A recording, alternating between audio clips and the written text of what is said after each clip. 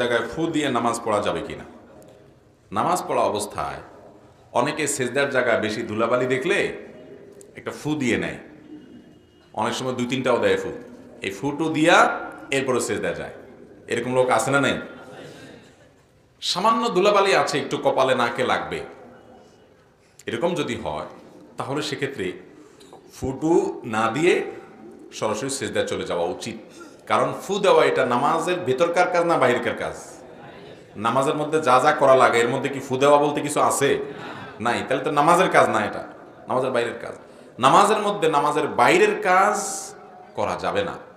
যদি বাইরের কোনো কাজ এমন হয় যেটা না করলে কোনো উপায় নাই, যেমন কথার কথা মশা একটা কামড় দিছে, এমন জোরে কামড় দিছে আর এমন ব্যথা যন্ত্রণা শুরু হয়েছে, জ্বালা শুরু হয়েছে যে ওই জায়গায় একটু না ডললে আপনার অনেক কষ্ট হয়ে যাচ্ছে, তাহলে হালকা করে একটা ডলা দেন। যদি একটা মাইট দেওয়া লাগে একটা মাইট দেন, এতটুকু করতে পারেন। মোবাইলটা হঠাৎ করে বেজে উঠছে নামাজের মধ্যে, এখন এটার আওয়াজের চোটে সব মুসল্লিদের নামাজ বরবাদ হয়ে যাবে। আপনি আস্তে করে হাত দিয়ে পকেটের মধ্যে আপনি ওইটা বন্ধ করে দেন, অথবা টিপ দিয়ে ওইটার গলা চিপা ওইটার চিল্লে বন্ধ করে দেন। এতটুকু আপনি করতে পারবেন, এতটুকু আপনি করতে পারবেন। অনেকে আছে দেখবেন মোবাইল বাজতে বাজতে বাজতে বাজতে পুরা মুসল্লিদের সবার নামাজের 12টা বাজানো শেষ, তারপর উনি মোবাইলের দিকে হাত দেয় না। ওই যে হাত বাঁধলে নামাজ ভাঙি যায় কিনা এই চিন্তা। তো এতটুকু সামান্য কাজ করলে নামাজ ভঙ্গ হবে না। আর এটা করা জরুরি, কারণ এটা না করলে সবার মনোযোগ নষ্ট হচ্ছে, সেজন্য এটুক করা যাবে। যদিও আগে থেকেই সাবধান থাকা উচিত ছিল, মোবাইল বন্ধ করে নামাজ পড়া দরকার ছিল।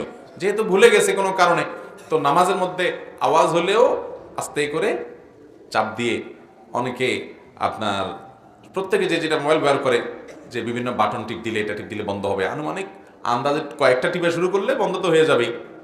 আবার অনেকে আছে বাইর করে এরকম ভালো করে দেখে, হ্যাঁ কলটা কে দিল, ওর 14 গোষ্ঠী উদ্ধার করার নিয়ত করে মনে মনে।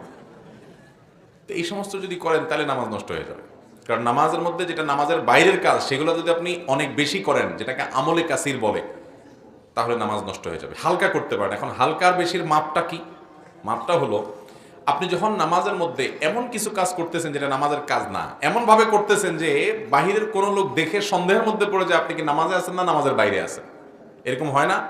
আপনি যদি দাঁড়ায় এরকম মোবাইল টিপা শুরু করেন দোনো হাতে, তাহলে তো বাইরের লোক দেখে বলবে কি ব্যাপার, এই লোক মনে হয় নামাজে দাঁড়ায় নেই, মোবাইল টিপা টিপ করতেছে। আর হালকা করে আপনার হাত বাঁধা আছে, আরেক হাত দিয়ে একটু টিপ দিয়ে বন্ধ করে দিয়েছেন, তাহলে তো বোঝাই যাবে আপনি নামাজে আছেন।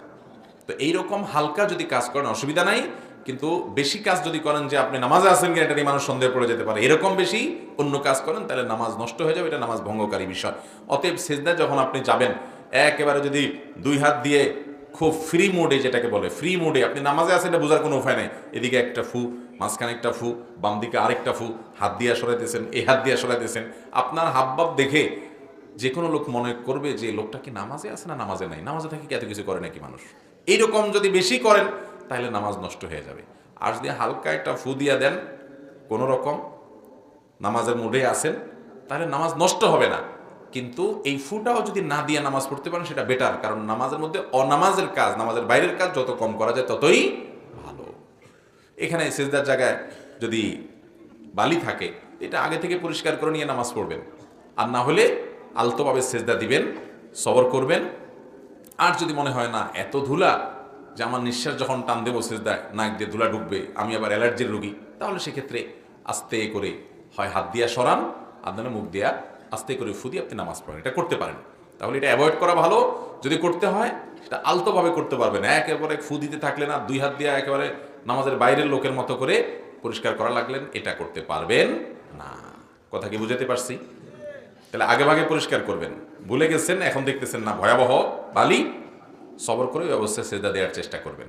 একান্ত দেখেন না এত বালি, এখানে আমি সেজদা দিলে আমার অবস্থা খারাপ হয়ে যাবে, নাক টাক দিয়ে সব দোলা ডুববে, অসুস্থ হয়ে যাব, তাহলে আস্তে করে পরিষ্কার করে বা ফু দিয়ে হালকা করে আপনি সেজদা শেষ করবেন।